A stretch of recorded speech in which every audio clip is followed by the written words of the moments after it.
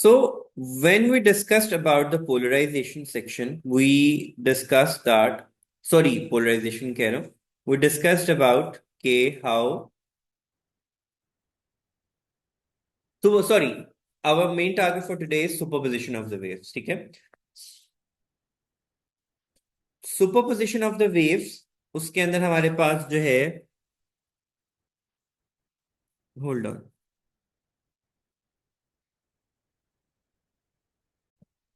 So when we discuss about the polarization, हम लोगों ने बात की थी. Why I'm saying polarization again and again? Superposition. Superposition of waves ये होता है कि अभी तक हम लोग सिंगल वेव के बारे में बात कर रहे थे. When we discuss about the superposition of waves, हम लोगों ने डिस्कस करना है when two waves are traveling across the medium. हम लोगों ने phase lag and phase lead तो ऑलरेडी पढ़ लिया हुआ है. Displacement versus distance के बारे में हमने कर लिया हुआ है. क्या फॉर्मूलाज होते थे? फेज डिफरेंस कैसे कैलकुलेट करते थे? X over lambda into 360. Lambda हम नॉर्मली किसका लेते थे? जो वेव ओरिजिन से स्टार्ट हो रही होती थी, तो उसका लेमडा कहाँ पे आके कंप्लीट हो रहा है? यहाँ पे वन वेवलेंथ बन रहा है. ये डिफरेंस हमारे पास क्या होगा? एक्स का डिफरेंस होगा हमारे पास. हम यहाँ से डाटा लेंगे, पुट करेंगे और आंसर निकाल लेंगे. But what if the waves that are travelling across the same medium could superpose? So उसके लिए हम दो प्रिंसिपल को डिस्कस करते हैं. उसमें सुपरपोजिशन प्रिंसिपल के तहत हमारे पास अगर two waves they are travelling in the same direction, they superpose such that कि क्रस्ट क्रस्ट पे फॉल करे एंड ट्रफ ट्रफ पे फॉल करे. So they superpose and gives us a bigger magnitude of the wave. ठीक है. This is known as constructive interference. Interfere करिए ना, interference हमारे पास. अच्छा, सुपरपोजिशन प्रिंसिपल के against we have three things that we have already discuss, that मैंने आपको इंट्रोडक्शन इसका दे दिया था. एक इंटरफेरेंस पैटर्न होता है, एक बीट्स होता है एंड एक स्टेशनरी वेव्स होता है. ठीक है. We are going to discuss these two phenomena in detail into our course. तो इंटरफेरेंस क्या है? कि व्हेन टू वेव्स, नहीं नहीं, travelling in the same direction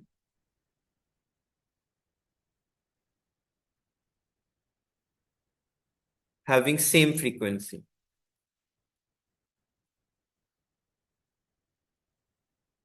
frequency भी सेम है, डायरेक्शन भी क्या है? Same.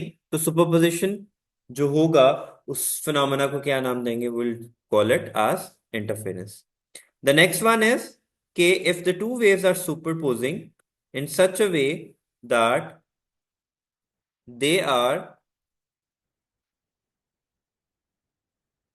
traveling in opposite direction but having same frequency, तो we will have stationery waves. Stationery waves एक पूरा कंप्लीट एंटायर टॉपिक है जिसको हम आगे जाके डिटेल में पढ़ेंगे. Let's get back to interference. So interference could be of two types. One is constructive interference and the other one is we have discussed के सेकंड क्या होगा हमारे पास? If the waves are travelling in such a way that the crest of one wave falls on the trough of the other wave, तो resultant हमारे पास क्या आएगा? Zero. Such an interference is known as destructive interference.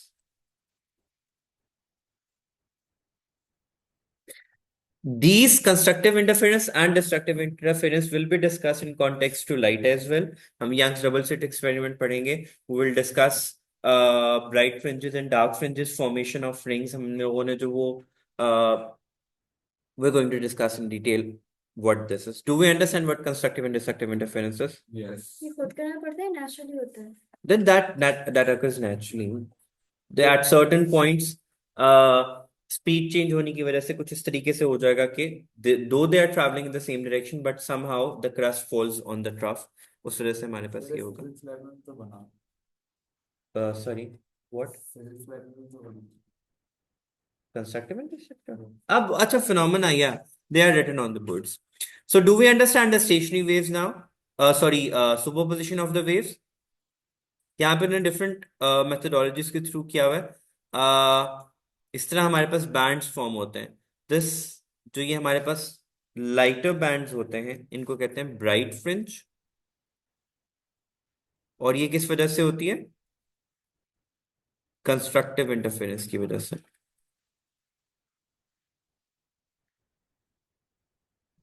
And these dark bands in betweens are dark fringes, और इनको हम लोग क्या कहते हैं? This is due to the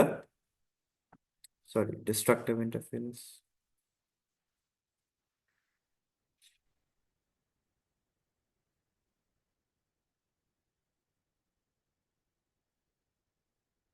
ठीक है। And what do we know about diffraction? Diffraction को हम कैसे डिफाइन करते थे? बेंडिंग ऑफ, हाँ जी, bending of wave and spreading in geometrical pattern of the obstacle. So हमने डिस्कस किया था कि diffraction has direct relationship with the wavelength. जितना बिगर वेवलेंथ होगा उतना रेट ऑफ डायफ्रेक्शन बिगर होगा, जितना लेसर वेवलेंथ होगा उतनी डायफ्रेक्शन हमारे पास क्या होगी? लो होगी। ऑल्सो हमने पैटर्न क्या डिस्कस किए थे? If this narrow opening is comparable with the wavelength of the wave fronts। wave fronts हम पहले भी पढ़ चुके हैं। wave fronts हमारे पास क्या होती थी? An imaginary line which is drawn on which each particle is moving with the same phase of vibration is known as wavefront. So if this distance and this distance is comparable, we will have maximum diffraction. अगर this is bigger, A is bigger than B, तो more circular हमारे पास बनेंगे wave fronts, and it looks something like this. If this is very bigger, तो उसके सिर्फ edges क्या होंगे? वो सिर्फ bend होंगे। Distance between the wave fronts increase करना है हमने। And why is that? Because medium change नहीं हुआ, सिर्फ बैरियर आया था, तो वेवलेंथ में कोई भी चेंज नहीं आएगा। इट मे अपीयर लाइक ये थोड़ा इंक्रीज हो गया, but this all these distance should be equal to each other. If it's वो, तो सर्कुलर आ जाएगा हमारे पास, और ये they all should be equal to each other. This is the known as wavelength. एक वेव फ्रंट से नेक्स्ट वेव फ्रंट तक का जो डिस्टेंस होता है, दिस इज वन वेवलेंथ हमारे पास। लाइट एंड साउंड में से which would be more diffracted and why? Sound क्यों होगी सामने ज्यादा डायफ्रेक्ट? हमने अभी भी पॉइंट डिस्कस किया है। फ्रीक्वेंसी कम।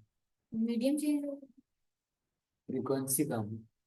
फ्रीक्वेंसी कम है बिकॉज उसकी साउंड की वेवलेंथ क्या होती है? ज्यादा। जितनी ज्यादा वेवलेंथ वो उतना डायफ्रेक्ट करेगा। लाइट की वेवलेंथ क्या होती है? कम। उसकी फ्रीक्वेंसी क्या होती है? ज्यादा। इस वजह से वो लेस डायफ्रेक्ट होता है। इस वजह से even if the doors are completely closed, we're able to hear what the two peoples are talking behind the door, but we cannot see them. The reason behind that is that the does not get reflected, but the sound would, because sound has bigger wavelengths.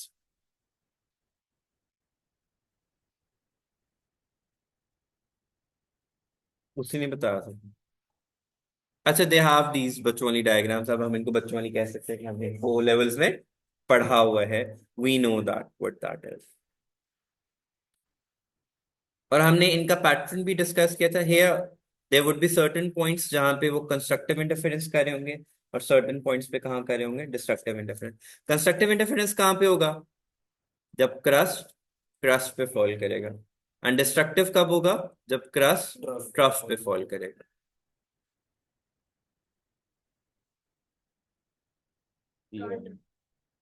ठीक है।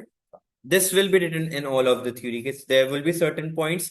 अच्छा, उन्होंने इस experiment में discuss ये किया हुआ है कि सपोज उन्होंने यहाँ पे स्पीकर्स पुट किए हुए थे, ठीक है, एंड डिफरेंट पॉइंट्स पे उन्होंने पुट कर दिए माइक्रोफोन। कुछ माइक्रोफोन्स पे हमें हाई इंटेंसिटी मिल रही थी, कुछ पॉइंट्स पे हमें बिल्कुल लो या जीरो इंटेंसिटी मिल रही थी। उन्होंने कहा जस्टिफाई करें, तो हम क्या कहेंगे? द पॉइंट्स वेयर हमें हाई इंटेंसिटी मिल रही थी वहां पे क्या हो रही थी? Constructive interference. तो वहां पे जो फेज डिफरेंस होता है वो इक्वल होता है एन लैम्डा। ठीक है, the phase difference is equal to n lambda, where n is 1 2 3 4। Where जहां पे डिस्ट्रक्टिव इंटरफेरेंस होती है वहां पे n+1/2 लैम्डा का फेज डिफरेंस होता है हमारे। यानी ये क्या हो जाएगा, odd integral multiple of wavelength है बिटवीन द टू सोर्सेस। तो यानी हमारे पास ऑड इंटीग्रल मल्टीपल्स जब आपस में कंबाइन होंगे तो हमारे पास फेज डिफरेंस आ रहा है। हमारे पास अगर phase difference odd integral multiples में, it means it is an indication of destructive interference. And if the phase difference between the 2 points is coming out to be just integral multiple of wavelength, it's a constructive interference। ठीक है, सो अगर n lambda, यानी answer आ रहा है phase difference का 2 lambda, 3 lambda, 4 lambda, 5 lambda, it means के constructive interference हो रही है। And if the phase difference between the 2 points is odd integral multiple of, यानी 3 लैम्डा/2 आ रहा है या 4 लैम्डा/2 आ रहा है और समथिंग लाइक दैट, तो इट मींस के डिस्ट्रक्टिव इंटरफेरेंस हो रही है। ठीक है, ऑड नंबर है ये, वो एग्जांपल जो मैंने, ऑड ऑड इंटीग्रल मल्टीपल। ठीक है, यानी 3 5 7 9 इस तरह के इंटीग्रल मल्टीपल्स आ रहे हैं, यानी फेज डिफरेंस निकालने पे। That's an extensive topic but that's not the part of our syllabus that where I should show you the calculations कि हमने ये ड्राइव इक्वेशन कैसे की। When will have time in the next week somewhere हम लोग उसको भी derive करके, there is a logic behind everything कि उन्होंने जब उन पॉइंट्स के ऊपर देखा so these values were coming out कि दो वेव्स का जो फेज डिफरेंस आ रहा था it was coming out to be 1 2 3 4 5 lambda at that point जहां पे हाई इंटेंसिटी आ रही थी। एंड जहां पे जीरो आ रहा था वहां पे फेज डिफरेंस क्या बन रहा था, ऑड इंटीग्रल मल्टीपल बन रहा था। तब ये फॉर्मूलाज नए फॉर्मुलेट हुए थे कि एन लैम्डा जहां पे आ रहा है वहां पे कंस्ट्रक्टिव इंटरफेरेंस होगी और जहां पे ऑड इंटीग्रल मल्टीपल आ रहा है विच इज n+1/2 लैम्डा का फिगर बन रहा है वहां पे डिस्ट्रक्टिव इंटरफेरेंस हो रही है।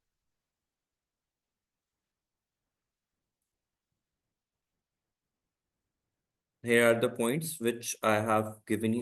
ये वो points जब उन्होंने डिफरेंट जगह पे लाउड स्पीकर्स रखे, दे ऑब्जर्व के सर्टेन पॉइंट्स पे आया, तो जब उन्होंने देखा तो वहां पे कंस्ट्रक्टिव, और ये वो पॉइंट जो मैं आपको डिस्कस करा था कि कंस्ट्रक्टिव इंटरफेरेंस है, it would have a phase difference of path difference of n lambda, and if it's odd integral multiple it's going to be destructive interference. Coherence हमने डिस्कस की थी, बिकॉज जब हम इंटरफेरेंस को डिस्कस करते हैं, for interference we need two things to be there for sure. One of it is कि वो मोनोक्रोमैटिक होने चाहिए if we are discussing about light. Monochromatic light हो, that is light of single wavelength. And second हमारे पास point क्या होता है कि कोहेरेंट होना चाहिए। कोहेरेंट हमने क्या बोला था कि if same source is split into two, तो जो सोर्स आएगा हमारे पास those waves will be known as coherent। जैसे उन्होंने यहाँ पे ये लाइट था, उसके अंदर उन्होंने क्या कर दिया, स्प्लिट अप कर दिया इनटू टू। क्या इनमें पाथ डिफरेंस होगा, पाथ डिफरेंस होगा, पाथ डिफरेंस होगा इनमें, पाथ डिफरेंस जीरो होता है, बिकॉज सेम सोर्स को ही उन्होंने दो पार्ट्स में स्प्लिट अप किया है, तो पाथ डिफरेंस क्या होगा, जीरो होगा हमारे पास। So this is what we mean about coherent sources हमारे पास क्या होता है। Phase difference. हाँ, फेज कांस्टेंट फेज डिफरेंस हो हमारे पास। Do we understand all of these terms? I did not wanted to, Young's was the scientist जिसने जस्टिफाई किया था कि why are we getting these bands of colors in on the screen जब वो light pass हो रहा है। To their astonishment, अब एक चीज हमने याद रखनी है कि where interference is occurring वहां पे डिफ्रैक्शन भी हो रही होती। ठीक है, उसका रीजन ये है कि अगर डिफ्रैक्शन ना हो रही होती, तो जब ये Young's double slit experiment perform किया गया था, they got a bright fringe at the centre of it. ठीक है, और अगर लाइट डायफ्रैक्ट नहीं हो रही होती इन दिस पर्टिकुलर पैटर्न, अगर दे वर नॉट ये डायफ्रैक्शन नहीं हो रहा ना, बेंडिंग हो रही है पाथ में, अगर लाइट स्ट्रेट जा रही होती तो हमारे पास सिर्फ दो पॉइंट्स पे आ रही होती इमेजेस, एक इधर और एक इधर, which means where interference is occurring, वहां पे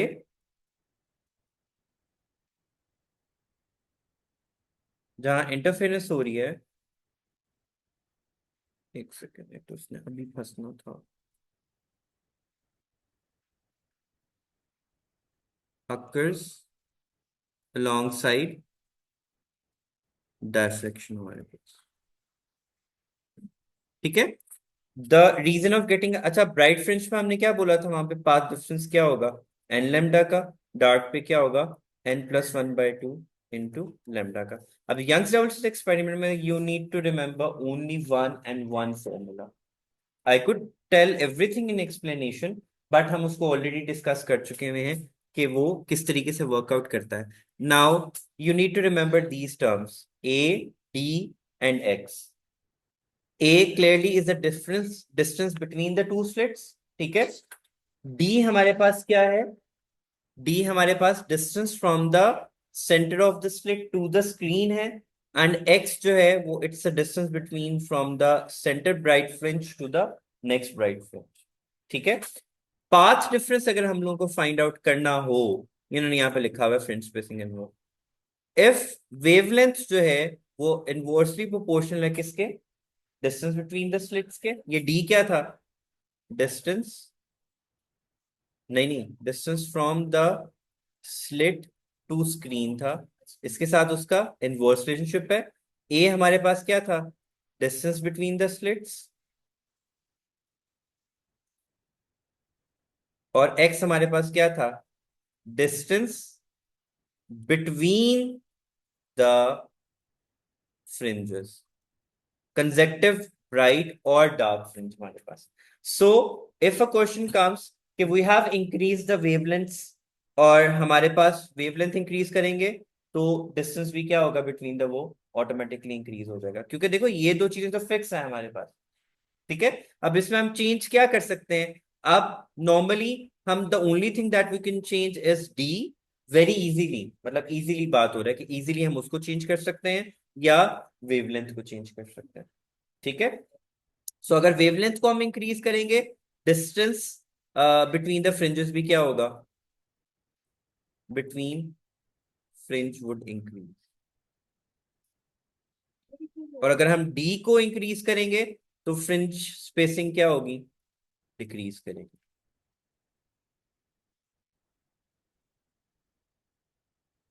ठीक है मैडम, क्योंकि अगर हम नहीं नहीं बल्कि सॉरी, अगर हम इसको यहाँ पे ले जाएं तो इन दोनों का आपस में डायरेक्ट रिलेशनशिप भी बनता है, फ्रिंज स्पेसिंग का एक्स का, तो सेम ही आएगा, इंक्रीज होगा। क्योंकि अगर हम इसको रीअरेंज कर रहे हैं तो lambda d is equal to a x, basically हमारा काम होता है एक्स को डिस्कस करना। एक्स किसके इक्वल होता है, लेमडा डी ओवर ए के। मेन थिंग एग्जामिनर हमारे पास इस पे फोकस करा रहा होता है, वो तो उसने बेसिक, अब स्पेसिंग बिटवीन द फ्रिंजेस हमने डिस्कस करना है, वो कौन शो कर रहा है हमें, एक्स शो कर रहा है। अब यहाँ पे इसका रिलेशनशिप देख लो कि इसका वेवलेंथ के साथ डायरेक्ट रिलेशनशिप है, तो अगर वेवलेंथ इंक्रीज होगा स्पेसिंग भी इंक्रीज होगी, अगर distance between the slit decrease करेगा तो स्पेसिंग क्या होगी, इंक्रीज होगी। फ्रिंज स्पेसिंग का मतलब क्या है कि अगर एक ब्राइट फ्रिंज यहाँ पे बन रहा है, नेक्स्ट ब्राइट फ्रिंज यहाँ पे बन रहा है, तो it's distance would increase upon these factors. ठीक है, do you understand the meaning of the reason of Young's double slit experiment. Young's double slit experiment में हमने कंस्ट्रक्टिव एंड डिस्ट्रक्टिव इंटरफेरेंसेस को डिस्कस किया था। जहां पे ब्राइट फ्रिंज बन रहा था उसको मैक्सिमा कहते हैं, जहां पे डार्क फ्रिंज बनता है वो उसको क्या कहते हैं, मिनिमा का नाम दिया जाता है हमारे पास। अब उसने स्क्रीन के ऊपर शो नहीं किया, बट उसने ब्राइट एंड डार्क लिखा हुआ है, तो जहां पे ब्राइट फ्रिंजेस बन रही होती हैं उसको मैक्सिमा का नाम दिया जाता है, और जहां पे डार्क हो रही होती है उसको मिनिमा का। और why is that, we have studied के कंस्ट्रक्टिव इंटरफेरेंस हो रहा होगा एंड डिस्ट्रक्टिव इंटरफेरेंस हो रहा होगा। ये formula is the essence of Young's double slit experiment. I have explained the logics that the examiner could ask us.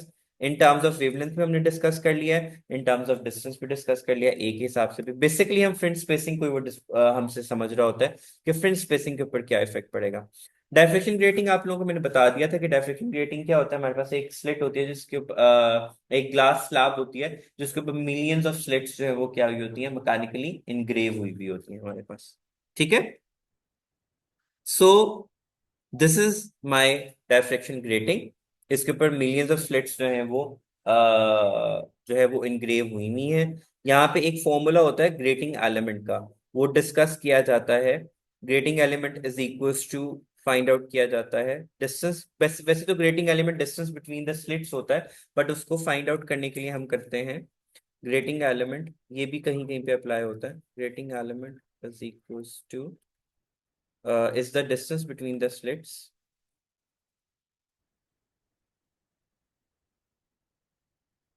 and it's equals to n over l। ठीक है। n हमारे पास क्या होंगे, नंबर ऑफ स्लिट्स होंगे। l हमारे पास किसकी equal होता है, डिस्टेंस बिटवीन द, वो इजीली हम with the help of scale calculate कर सकते हैं। l की जो वैल्यू होती है हमारे पास, और हम उसको पुट कर देते हैं। अह,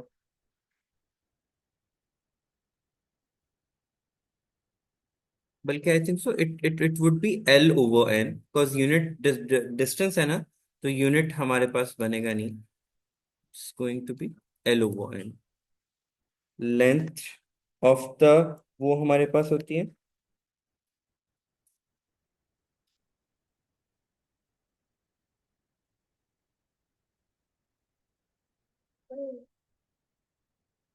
लेंथ ऊपर होगी, हाँ जा रहा पॉइंट।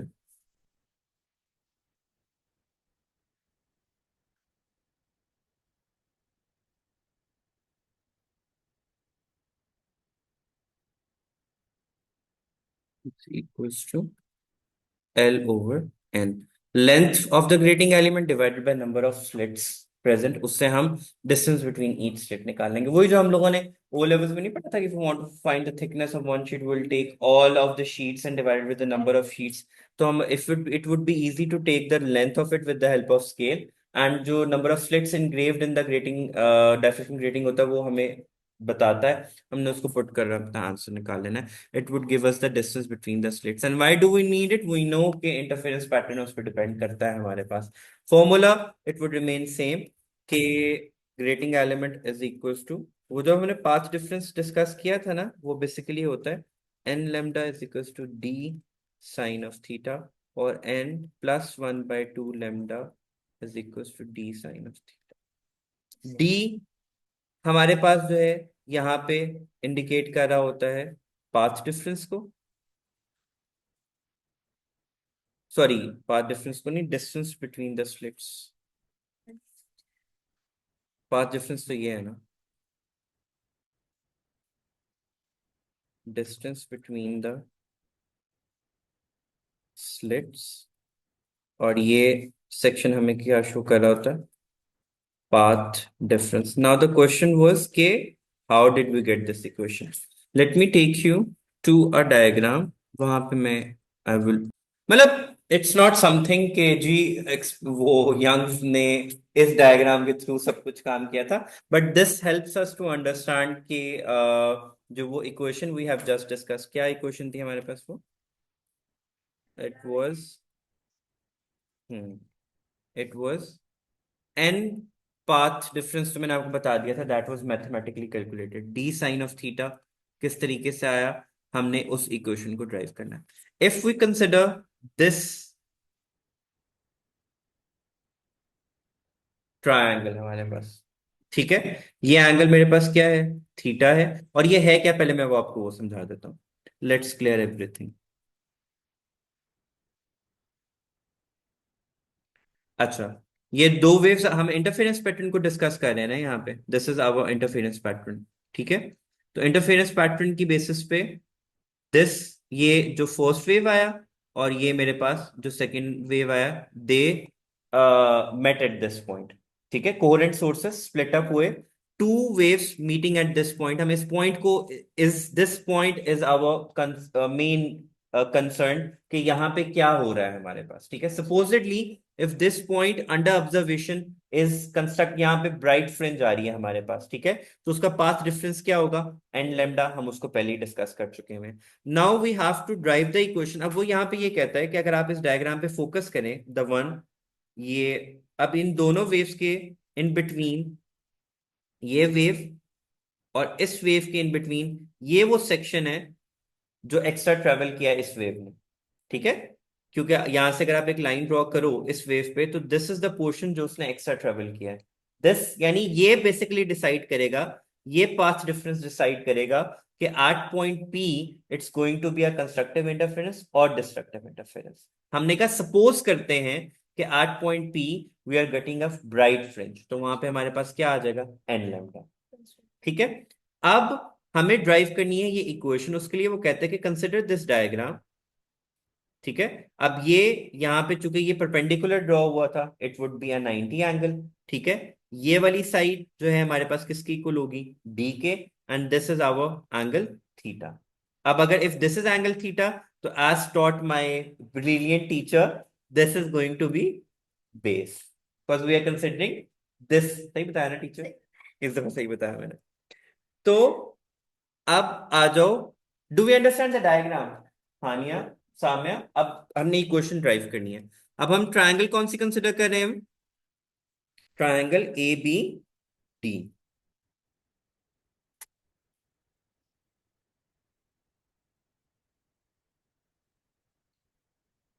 हमारे पास ये वाली ट्रायंगल आ रही है, this has a 90 angle, this path difference B D, and this is d, ठीक है। साइन ऑफ थीटा किसकी इक्वल होता है, परपेंडिकुलर हाइपोटेन्यूज के, ये बेस हो रहा है परपेंडिकुलर साइन हाइपोटेन्यूज, हाँ, P over H. P over H होता है ना हमारे पास। तो परपेंडिकुलर हमारे पास क्या बन रहा है, बी डी, और हाइपोटेन्यूज हमारे पास क्या बन रहा है, d is equals to sine of theta. तो यहां से बी डी किसकी इक्वल आ जाएगा, क्योंकि वो लेंथ में फाइंड करते बी डी हमारे पास क्या है, B D would come out to be extra distance. is equals to d sine of theta. So if we observe a bright fringe at this point, this is going to be n lambda d sine of theta. And if it's going to be odd integral multiple, so it's going to be n plus 1 by 2 lambda is equals to d sine of theta. Do we understand the equation for diffraction grating? Do you want me to repeat anything? Which part? वो समझ आ गया कि sine theta कैसे लेंगे उसके आगे। बस बाकी तो रीअरेंज किया है। देखो इसमें साइन थीटा किसकी इक्वल होता है, परपेंडिकुलर और हाइपोटेन्यूज के। परपेंडिकुलर क्या बन रहा था मेरे पास, बीडी, क्योंकि 90 का एंगल बन रहा था, मैंने वहां बीडी लिख दिया। हाइपोटेन्यूज क्या बन रहा था, डी, वो मैंने लिख दिया, वो sine of theta as it is आ गया हमारे पास, ठीक है। देन हमें क्या करना था, हमने इस बीडी को डिसाइड किया था कि ये वो पाथ डिफरेंस है जिसकी बेसिस पे हमारे पास पॉइंट पी पे या तो कंस्ट्रक्टिव इंटरफेरेंस होगी या डिस्ट्रक्टिव होगी, हमें नहीं पता क्या हो रहा है। हमने सिर्फ कहा कि this is the path difference that is going to decide कि whether a constructive interference is going to happen at P और not. If it's a bright fringe, it means क्या हुआ है, constructive interference, the path difference is going to be n lambda, तो BD की जगह पे हम क्या लिख देंगे, n lambda. If it's a destructive interference, तो वहां पे क्या लिख देंगे, N plus 1 by 2 lambda is equals to d sine of theta. So this is the equation that they have shown us in the grating. तो diffraction grating के अंदर हम लोगों ने ये सारे पॉइंट डिस्कस कर लिए कि डायफ्रैक्शन ग्रेटिंग को यूज क्यों करते हैं, to observe the constructive and destructive interference. Diffraction grating होती क्या है, अ ग्लास स्लैब जिसमें हमें मिलियंस ऑफ स्लिट्स जो हैं वो मैकेनिकली इनग्रेव्ड होती हैं। ग्रेटिंग एलिमेंट हमारे पास किसकी इक्वल होता है, length of the grating element of the grating divided by total number of slits into it. तो हम यहाँ पे लिख भी लेते हैं,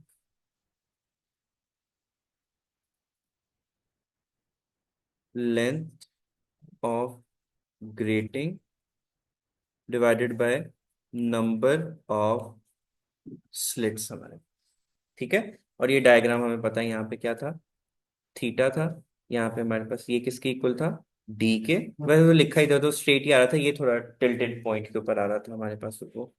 सो that is the end of the section जहाँ पे हम इंटरफेरेंस और डायफ्रैक्शन ग्रेटिंग को डिस्कस करेंगे। These are the two major formulas that you going to incorporate in your syllabus. Obviously अगर हम white light use करें, white light is a component of 7 colors, so we are going to have a band of colors on the screen, because diffraction grating sorry जब दे passes through a barrier, सो उनमें वो क्या करते हैं, अपने colours में split up हो जाते हैं, और उसके हिसाब से हमारे पास वो जाएगा सेंट्रल फ्रिंज एंड। अच्छा, ऑर्डर ऑर्डर भी होता है हमारे पास, order of if n is equals to 0 तो वो जीरो ऑर्डर डायफ्रेक्शन होगी, n इज इक्वल्स टू 1 तो वो वन और फर्स्ट ऑर्डर डायफ्रेक्शन होगी, if n is equals to 2 तो वो सेकंड ऑर्डर डायफ्रेक्शन होगी। I will explain it to you when will do the exam questions के why do we need these first and zero order, but basically it's going to help us to understand the bright and dark fringes. So Young's double slit experiment का formula क्या था? वो formula lambda is equals to ax over d, ये by heart याद होना चाहिए।